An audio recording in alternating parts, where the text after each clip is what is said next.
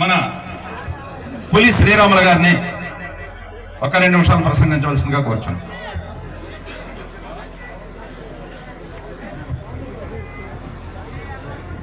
ఈనాటి కార్యక్రమానికి ముఖ్య అతిథిగా విచ్చేసి మనందరి ప్రియతమ నేత వంగవీటి మోహన్ రంగా గారి విగ్రహాన్ని ఆవిష్కరించినటువంటి వంగవీటి రాధాబాబు గారికి, అలాగే స్టేజి మీద ఉన్నటువంటి పెద్దలకు, ఈ కార్యక్రమాన్ని నిర్వహిస్తున్నటువంటి కాపు యువకులకి అందరికీ కూడా ముందుగా నమస్కారాలు తెలియజేస్తున్నా.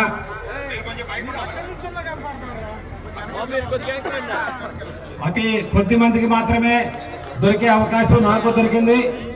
ఆనాడు వంగవీటి మోహన్ రంగారావు గారితో కలిసి పనిచేశాను. ఇవాళ వంగవీటి రాధాబాబుతో కలిసి ఎన్నో విగ్రహావిష్కరణలో నేను కూడా పాల్గొనటం నాకు చాలా సంతోషంగా ఉంది. వంగవీటి మోహన్ రంగా గారిని ఆనాటి ప్రభుత్వం అరెస్ట్ చేసినప్పుడు విజయవాడలో 15 లక్షల మందితోటి ప్రపంచ స్థాయిలోనే కీర్తించబడినటువంటి మహా గొప్ప సభ కాపునాడు సభని మనం నిర్వహించాం విజయవాడలో. దానికి ఆ కాపునాడు సభకు కూడా నేను కాపునాడు వ్యవస్థాపక సభ్యుల్లో 17 మందిలో ఒకడిని.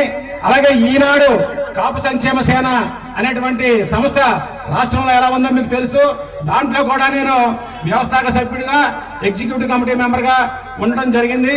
అలాగే ఇందాక మీకు చెప్పినట్లుగా విజయవాడ బస్ స్టాండ్లో ఆర్టీసీ బస్ ఛార్జీలు పెంచినప్పుడు విజయవాడ బస్ స్టాండ్లో వంగవీటి రంగా గారు నిరాహార దీక్ష కూర్చున్నారు.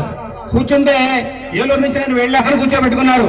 ఈయన ఏలూరు నుంచి వచ్చాడు పులి శ్రీరాములు గారు అని చెప్పి వంగవీటి మోహన్ రంగా గారి పక్కన కూర్చుని నిరాహార దీక్ష ఆర్టీసీ బస్ స్టాండ్ దగ్గర చేసిన వాళ్ళలో నేను ఉన్నాను. అది నా అదృష్టంగానే భావిస్తా ఉన్నా. అలాగే వంగవీటి మోహన్ రంగా గారు ముత్తగడ పద్మనాభం గారి దగ్గరికి వెళ్తానికి ఫాస్ట్ ప్యాసింజర్ రైల్లో బయలుదేరి ప్రతి స్టేషన్ లో కూడా అభిమానులు కలుస్తున్నారు. అలాంటి సందర్భంలో ఏలూరు పౌరపేట స్టేషన్ లో ఆనాడు ఉన్నటువంటి కాపు యువకుల్లో మేమందరం కూడా కలిసి ఆయన కలవడం జరిగింది. అలాగే మరి ఈనాడు రాధాబాబు గారిని కూడా ఎన్నో విగ్రహావిష్కరణలో ఆయనతో పాటు పాలు పంచుకునే అవకాశం కలిగింది. కనుక ఈ సందర్భంగా మీకు ఈ అవకాశం ఇచ్చినటువంటి తిరుమలదేవపేట కాపు యువతకి ధన్యవాదాలు తెలియజేస్తూ ఇంతటితో విరమిస్తానా. జై కాపు. మా సోదరుడు డికెడి సత్యనారాయణ గారిని ప్రసంగం